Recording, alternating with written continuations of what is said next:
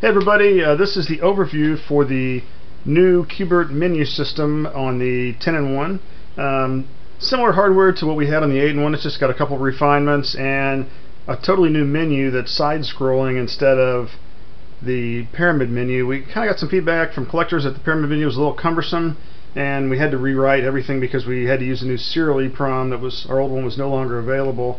Last time these were run was 2008, so for this run we had to redo that. We thought, well, while we're at it, we'll make everything better, and so it's more efficient. It's got a static screenshot from each game as you scroll through them, and it also features the current high score for each game on the menu, so that's kind of cool.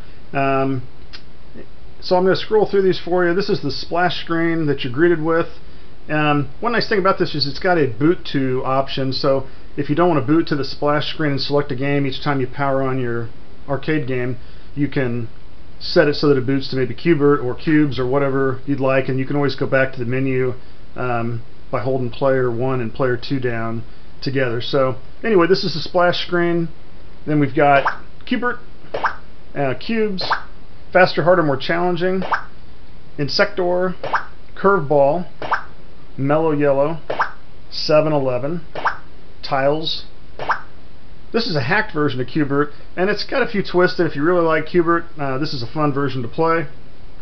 Here's a version that was released only for Japan, and I don't really know the intricacies. I know there's some differences, but don't email me and say, hey, what's the difference on level 5 or whatever, because I don't know.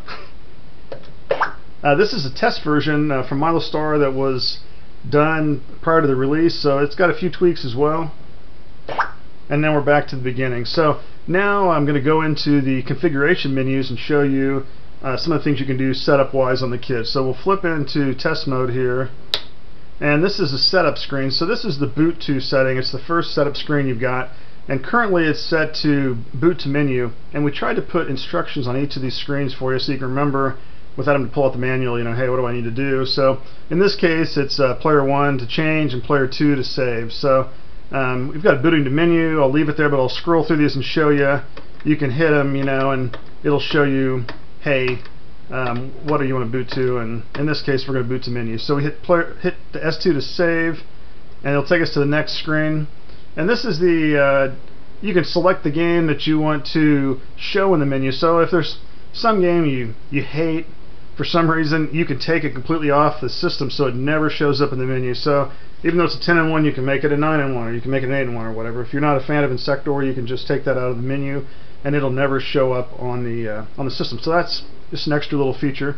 And in this case, switch 1 moves the cursor, and holding switch 1 selects the cursor current position, and switch 2 goes to the next screen. So we've got some extra banks available, so that's why you see NA, because there's nothing in that bank. But so anyway, so that's the second or third screen, and then this one is a global setting, and it overrides all the individual dip settings for the game. So if you want to put in a cocktail or an upright, free play or coinage, you can do it here and not have to go into all 10 games. And because I don't know if anybody's even published the settings for tiles, because it was a prototype, for example, as was 7-Eleven. So let's see what's next.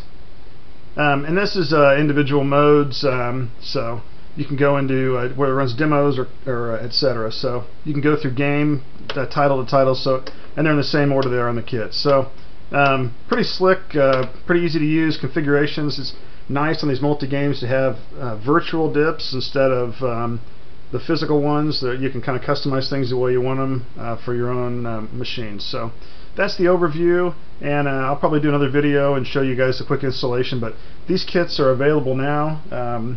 They're in production, and the boards are all built. I'm burning the code today, and we're going to start shipping. It's right now it's December 14th, 2011, and you can go to my website, Revenge of the Nerds 5. That's a V, at blogspot.com, and I'll post that up on the screen as well. So anyway, thanks for watching.